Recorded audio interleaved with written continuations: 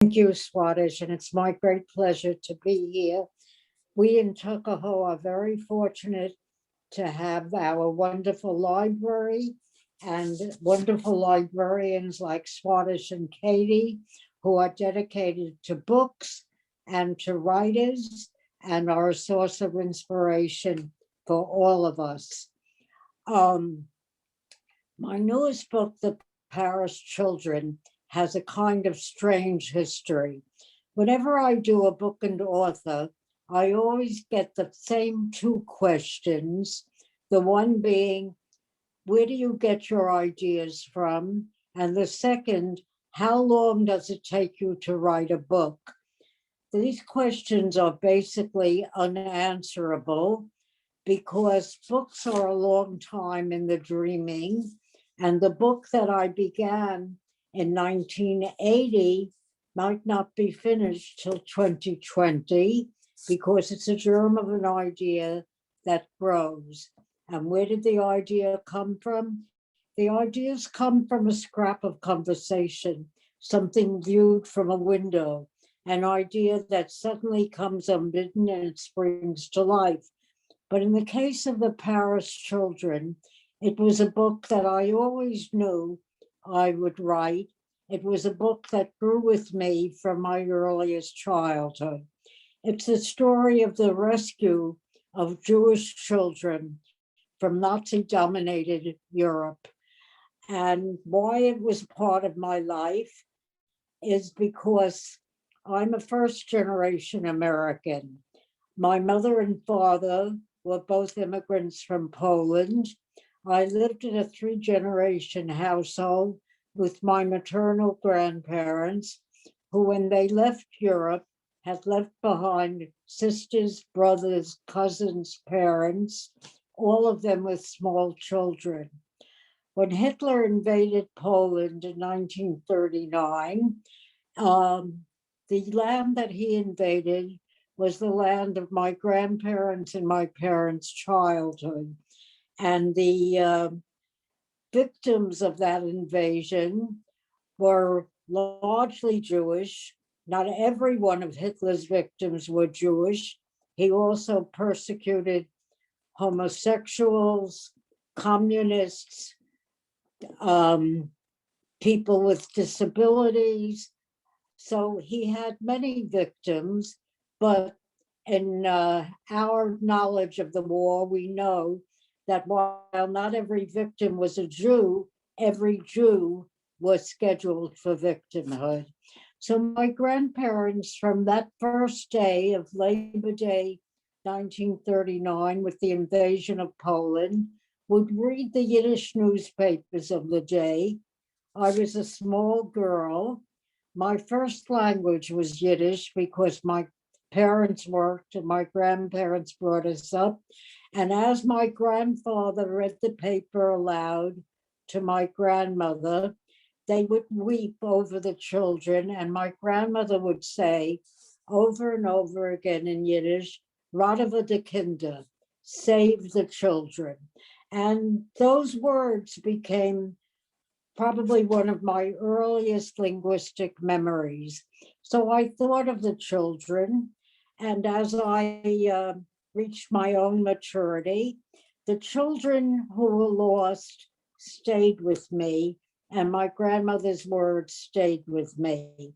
I studied history in my undergraduate work, and later I did my graduate work in Jerusalem at the Hebrew University, and I continued to study history there.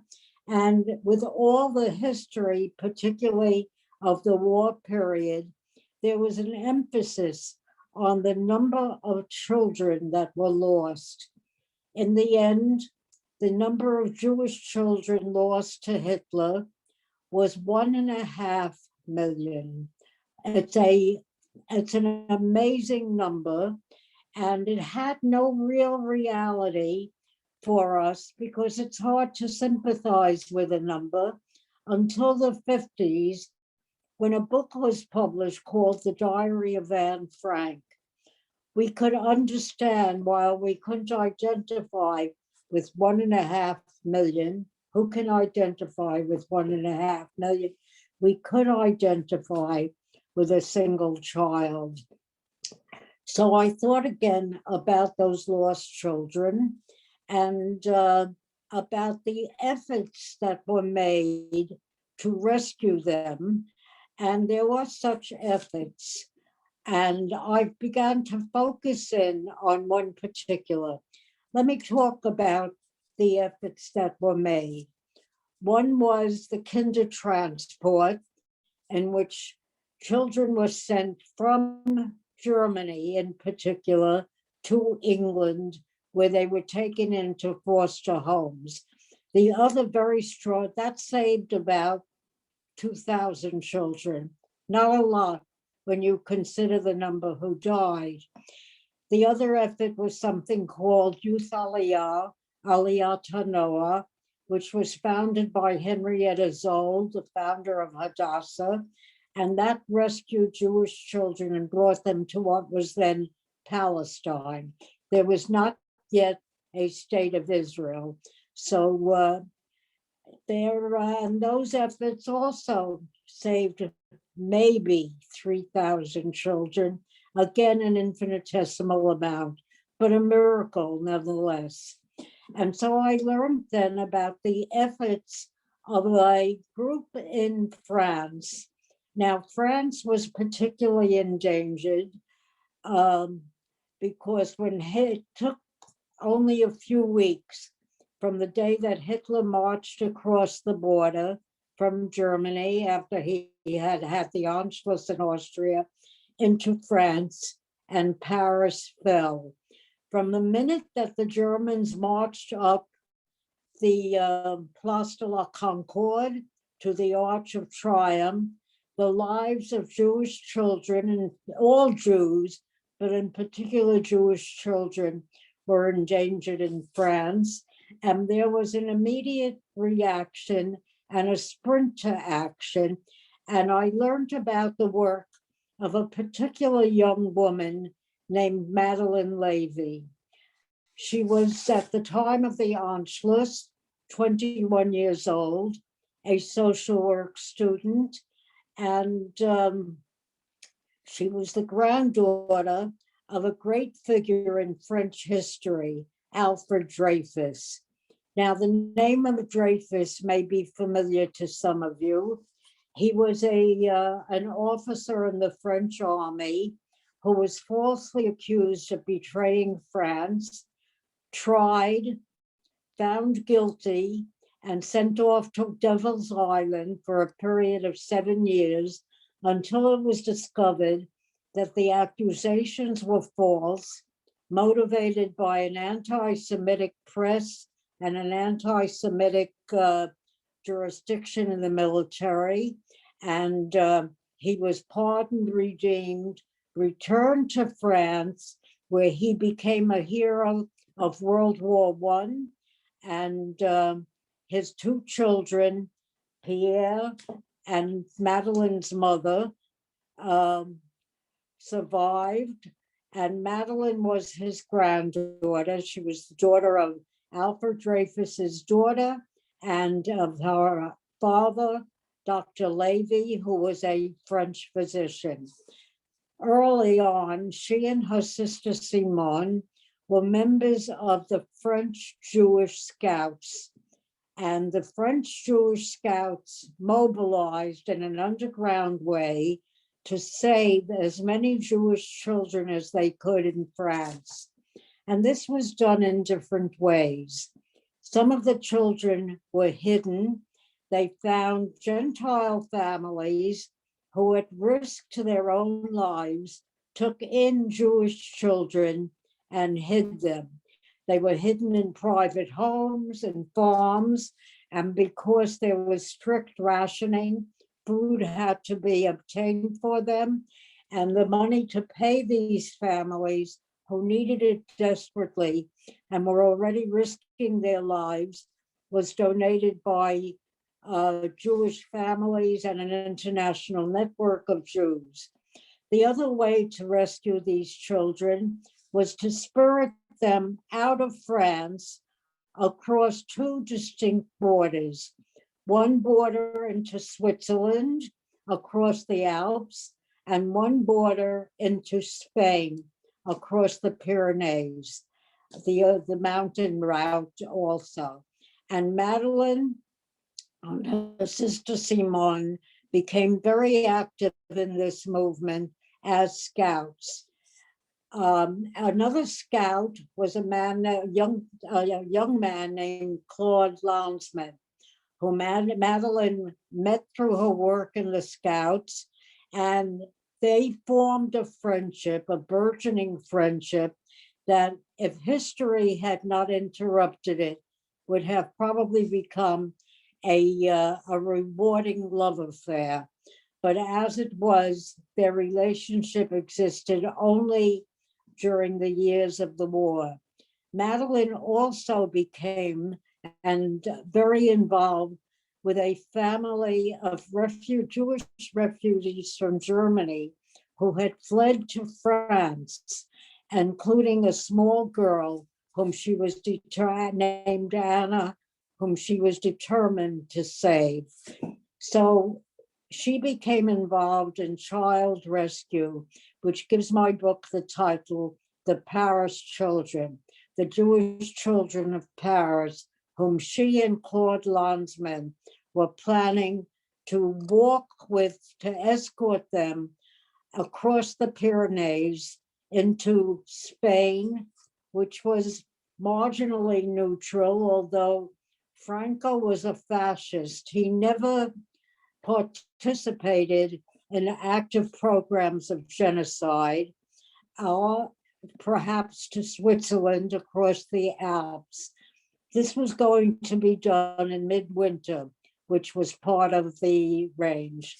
Now, I call The Paris Children a work of biofiction. Let me explain that.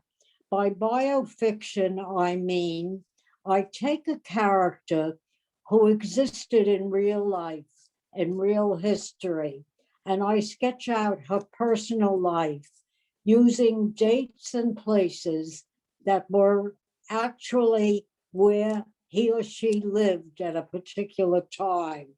And then I take the novelist's prerogative and weave in to that historic figure a fictional existence. So Anna Hofberg, the child, was my own invention, whereas Madeline Levy was a real person. Claude Lanzmann was a real person.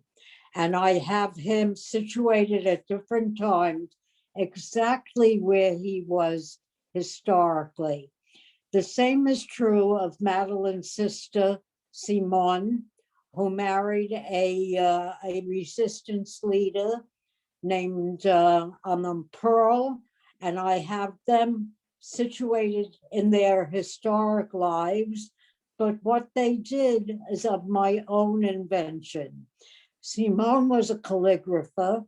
We know that she created forged papers, and forgery was a very important part of survival.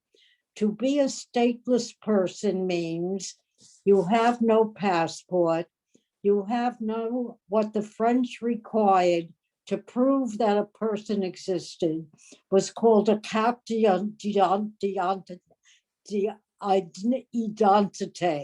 of an identity card, and various ration cards. All these Simone prepared herself. And this she did, but I had no way of knowing the names of the people she prepared them for. So these two became my own invention. And of course, Madeline in her work of rescue and Claude traveled under the forged papers that were made available by her sister.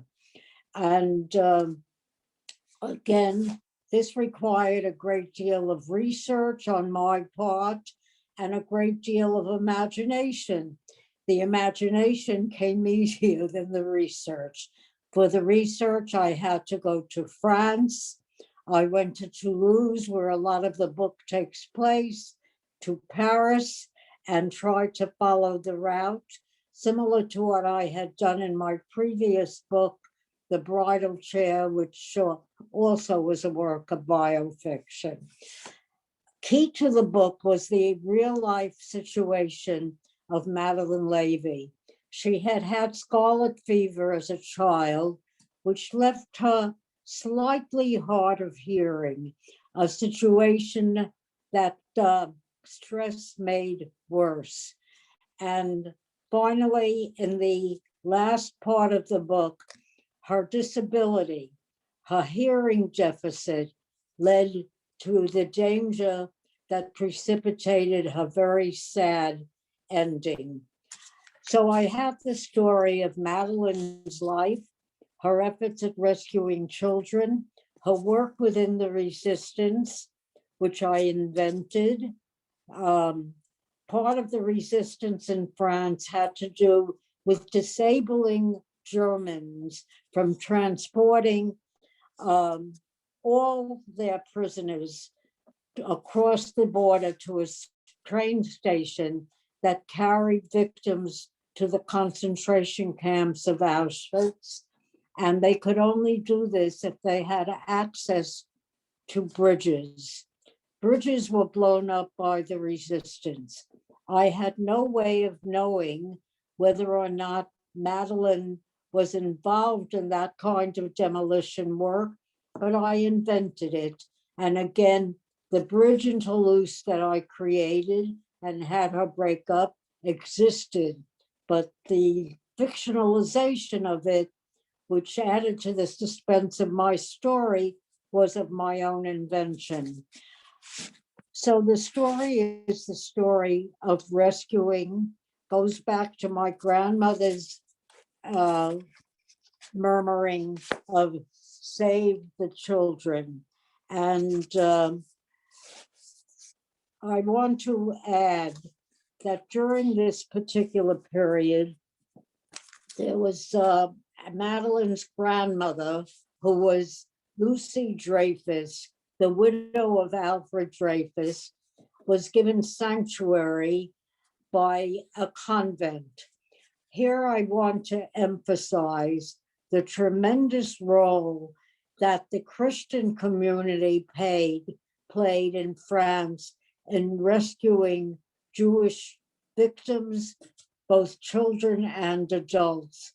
So Madeline goes with her sister to spend the last evening of the war with her grandmother, and they are there together on New Year's Eve. And Madeline, I'll read to you briefly, if I may, from that particular thing. Her grandmother talks to her about her own philosophy of life, growing up in a tragic period. And she says, which is a quote that's repeated throughout the book, "This life is worth its grief." Now, when you are living in a period where death threatens, where everything looks dark and forbidding, to believe that this life is worth its grief is a measure of faith and optimism. So she talks about going to visit her grandmother on this New Year's Eve, and she realizes that her sister is pregnant and having a child, even in the middle of this very dark year. And she says, she saw with a burst of joy the new radiance of her sister's face. Simone was pregnant. That knowledge startled her and filled her with pride. Simone and her husband, who fought death and confronted danger every day of their lives, had the courage to bring a new life into the world. They defied the darkness of the present, never losing faith in the brightness of their future. I am not sorry to see this last year end, Lucy said, as the convent bells tolled away the last hour of 1942. They nodded in agreement. It had been a year of darkness and defeat, a familial celebration, the horrors of Veldiv, which was a tragic incident in French history, desperate days and lowly nights. Somewhere in the building, the benevolent Sisters of Alliance sang hymns to the newborn year, their voices sweet with hope, vibrant with faith. 10 o'clock, 11 o'clock, the bells tolled, 12 o'clock, the bells rang out. The nuns' voices soared with heartbreaking tendencies. Lucy tore off the last page of 1942 with all its sadness. It had ended. She held the calendar up. They stared at a picture of an angel holding a banner that read 1943, January. To the new year, Lucy said, to 1943. May it bring peace. This year is worth this life is worth its grief.